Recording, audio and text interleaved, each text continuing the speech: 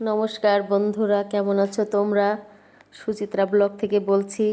আজকে তোমাদের নতুন একটি ভিডিও দেখাবো। দেখো, আমার সেই পোষা হাঁস দুটোর যে কোনো একটি আজকে দেখছে একটা ডিম পেড়েছে। ওদেরকে আমি বাইরে বের করে দিতে গিয়ে দেখি ডিম পেড়েছে, তো আমার খুবই ভালো লাগছে। ওদেরকে আমি বাইরে জল দিয়েছি গামলাতে, দেখো চান করছে। তো ওদেরকে আমি আজ 8 মাস যাবৎ পুষছি। আমি গত নভেম্বর মাসে ওদেরকে কিনেছিলাম, দুটো বাচ্চা শখ করে পুষবো বলে। আমি দুটো বাচ্চা 180 টাকা পিস, অর্থাৎ আমি 360 টাকা জোড়া দুটো বাচ্চা নিয়েছিলাম।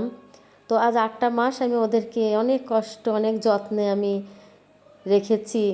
আর এই হাঁসগুলো 7-8 মাস পার হলে ডিম পাড়ে, তে অলরেডি ওরা 8 মাস পার করে ডিমটা পারলো।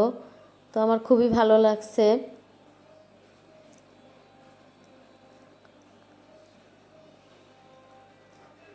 আসলে ওরা আমার বাড়ির সদস্যর মতো।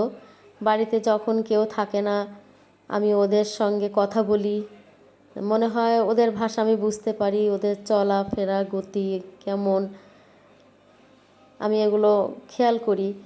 অবসর পেলে ওদের কাছে যে আমি বসি, ওদের সঙ্গে কথা বলি।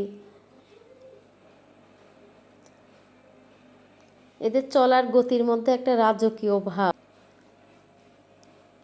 কি সুন্দর পাখা মেলে ওড়ে, আবার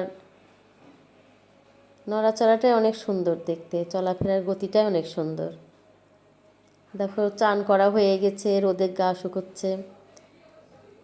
দেখো আমি পাশে তোমাদের কিছু কলমি গাছ দেখাচ্ছি। কলমি গাছে কি সুন্দর ফুল ফুটেছে। আমার জানালার ধারে একটা পেয়ারা গাছ হয়েছে। আসলে গাছটা আমি লাগাইনি, হয়তো পাখি কোথা থেকে বীজ এনে ফেলেছে। তো অনেক দিন ধরে তোমাদের দেখাবো ভাবছি।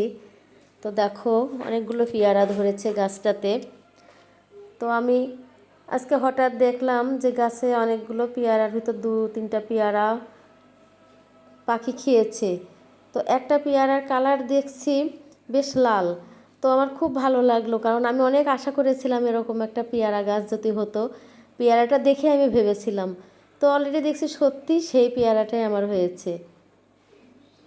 তো আজকে একটা পেয়ারা আমি পারলাম, দেখো আমি কেটে দেখাচ্ছি তোমাদের। কি সুন্দর কালারটা, আমি খেয়েও দেখলাম অনেক সুন্দর। তো বন্ধুরা, আমার ভিডিওটা তোমাদের কেমন লেগেছে কমেন্ট করে জানিও। লাইক শেয়ার করতে ভুলো না, পাশে থাকতে ভুলো না পরবর্তী ভিডিও দেখার জন্য।